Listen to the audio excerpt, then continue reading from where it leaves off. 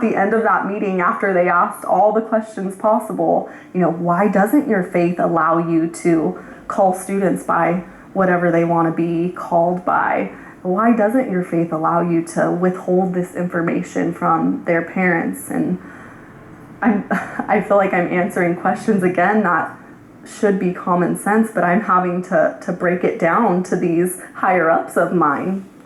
And at the end of it, they go, is there anything else we need to know about that you cannot do in your position because of your faith?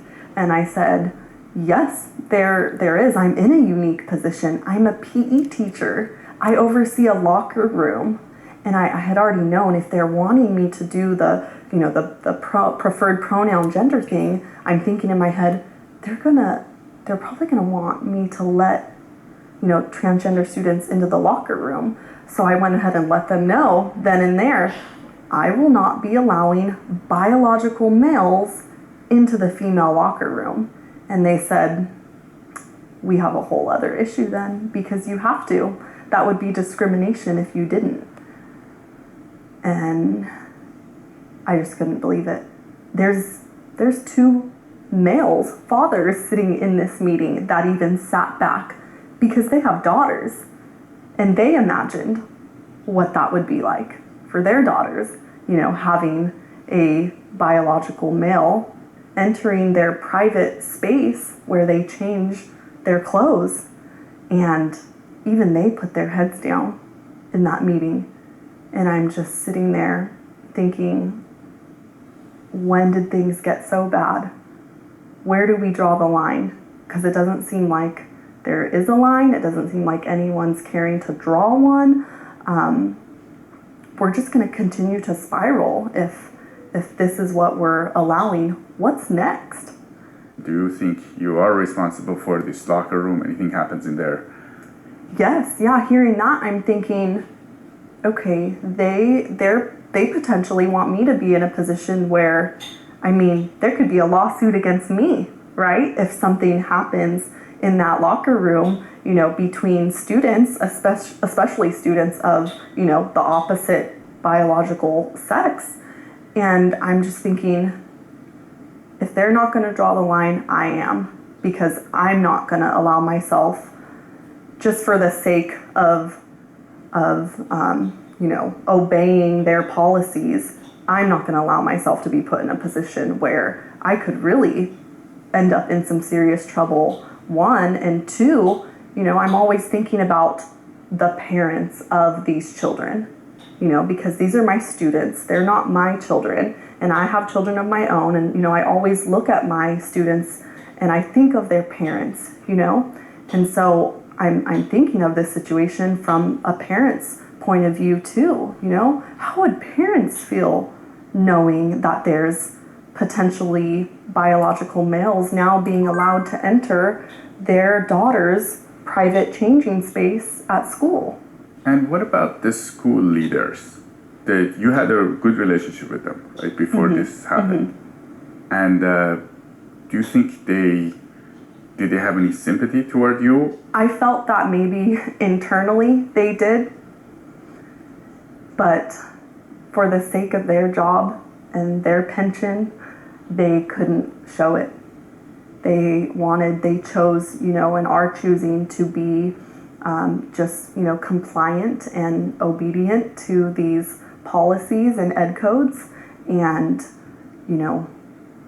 not risk it by showing, sympathy or understanding towards my beliefs, which again, I still wonder and think possibly are many of their beliefs too.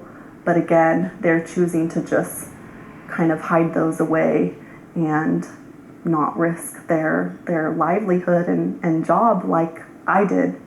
So do you think here in this scenario, kind of the students took over the school and made the teachers and administrators do what they think is right? That is exactly what it felt like. That's exactly what it felt like.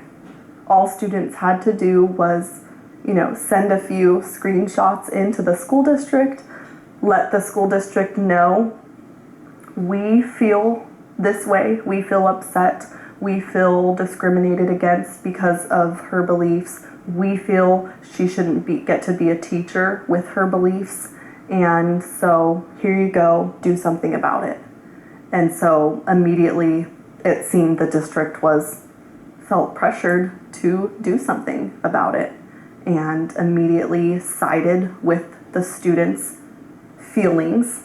And it's mind-boggling to think about that students now seem to have that much power, I guess you can say.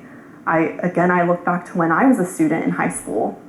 One, I don't think me or any of my friends would have dared to even try to, find a teacher on social media, more or less, start recording and screenshotting their posts and send them into the district and craft claims about who they are, false claims. And so it's just, it's wild to see where we are now. Do the rest of teachers, when they look at your story, do you guys feel afraid of saying or thinking and talking or getting it wrong? I really think that most educators feel that way, yes. But with my story coming out, I have had hundreds come to me and message me and say, I'm a teacher, I stand with you, voicing your beliefs and standing in them makes me feel like I can do that now too. And I will die on this hill with you. And it's been, really cool to see that my story can be an inspiration for other educators, to uphold honesty and uphold truth and uphold what's good for all students. And, but I still think when it comes down to it, right, that moment where you have to make a decision and put your career on the line, like I did, are enough teachers going to be willing to do that, to make actual necessary change in public education? I don't know. I sure hope so, because like I said, there's no line drawn and things are going to get worse. So you had tenure, and this was a good source of income for you and your family. Was it difficult to go through this process? Yes, very difficult. And that's why I was very close to resigning. Even my husband was like, write the letter. Let's get this over with. He saw how detrimental it was on me. But again, I don't want to make it seem so awful, because of course, we look back in retrospect at, hard things that we've gone through. And I do see how it greatly grew my faith. And now I'm seeing my story impact thousands of people. And so, again, I'm glad that I chose to obey God and trust God in this, and not just bow down to policies that were not in line with my beliefs.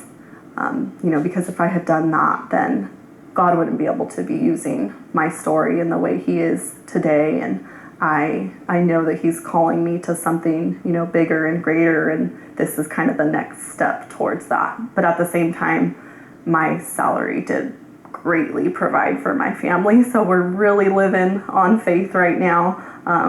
But again, God is good, and He provides, right when we're just like, oh gosh, how are we going to get through this bill or this month or this mortgage? Something miraculously shows up. And I don't think I've ever lived so much in faith as right now. Do you have any other thoughts for our audience? My biggest message, I think, in my story and what I've gone through is, I think it's so easy for people, all of us, to be controlled by fear. And fear just plays such a huge role in our life decisions. And I think we just need to check our fear. We need to be more in check of our fear. In my Christian faith, it tells us several times, I think one time for every day of the year, do not fear, do not fear, do not fear. But when it does say to fear, or what it does say to fear is God, And so that's been my biggest message to people, don't let fear dictate your decisions and make you feel like you have to ditch your beliefs and your morals and your values because you're feeling fearful of man or fearful of losing your job. Everything we go through, if we stay true to ourselves and our beliefs and what we know to be good, right, and true, even if it's a awful situation like what I've gone through, it's just the next step in finding our purpose and getting closer to the next great thing that's in store for us. Jessica Tapia, former California public school teacher, it was great to have you on California Insider. Thank you. It was so nice to be here. If you like the show and our content, you should go to insiderca.com and sign up to our newsletter, because we never know what can happen with social media and other platforms in terms of distributing our content. If you'd like to come on the show and be an insider, you can reach out to us at cainsider@epochtimesca.com. Again, it's cainsider@epochtimesca.com. We would love to have you on the show to tell us what's going on in your field in California. Thank you for watching.